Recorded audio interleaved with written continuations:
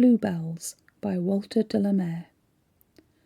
Where the bluebells and the wind are, fairies in a ring I spied, and I heard a little linnet singing near beside.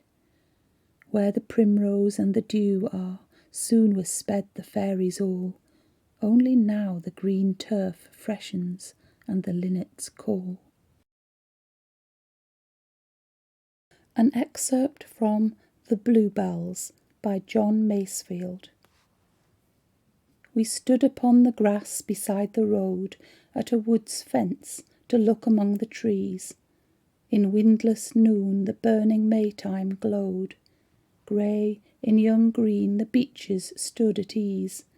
Light speckled in the wood or left it dim, there lay a blue in which no ship could swim, within whose peace no water ever flowed. Within that pool no shadow ever showed. Tideless was all that mystery of blue.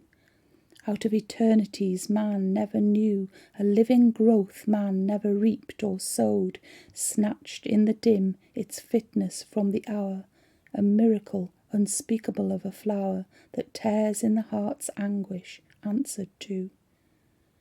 How paint it, how describe? None has the power. It only had the power upon the soul, to consecrate the spirit and the hour, to light to sudden rapture and console. Its beauty called a truce, forgave, forgot all the long horror of man's earthly lot, a miracle unspeakable of a flower in a green May, unutterably blue. The Bluebell Fairy by Cicely Mary Barker. My 100,000 bells of blue, the splendour of the spring, they carpet all the woods anew with royalty of sapphire hue. The primrose is the queen, 'tis true, but surely I am king. Ah, yes, the peerless woodland king. Loud, loud the thrushes sing their song, the bluebell woods are wide.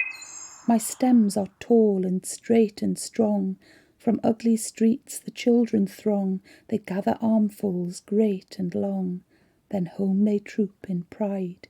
Ah, yes, with laughter and with pride. Bluebell Time by Slimm.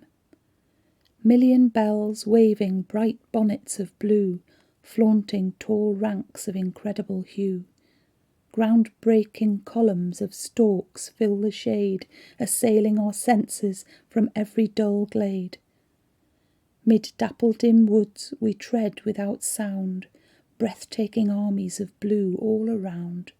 Sun shedding spring over cold woodland dew, highlighting patches of mystical blue. Sheer seas of colour all billowing there, dance to perfection their show of the year. The Bluebell by Bronte. A fine and subtle spirit dwells in every little flower. Each one its own sweet feeling breathes with more or less of power.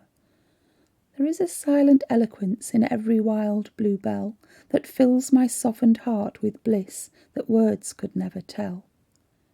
Yet I recall not long ago a bright and sunny day. 'Twas when I led a toilsome life so many leagues away. That day along a sunny road all carelessly I strayed, between two banks where smiling flowers their varied hues displayed. Before me rose a lofty hill, behind me lay the sea.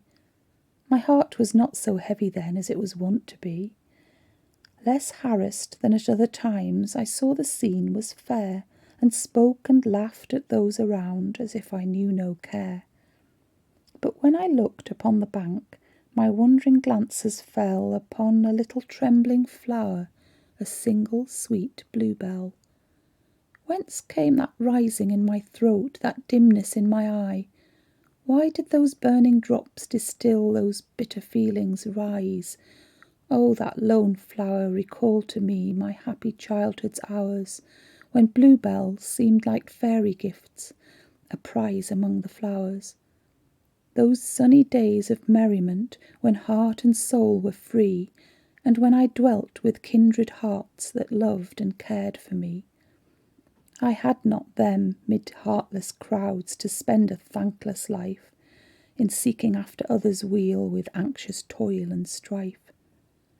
Sad wanderer, weep those blissful times that never may return, the lovely flowers seemed to say, and thus it made me mourn.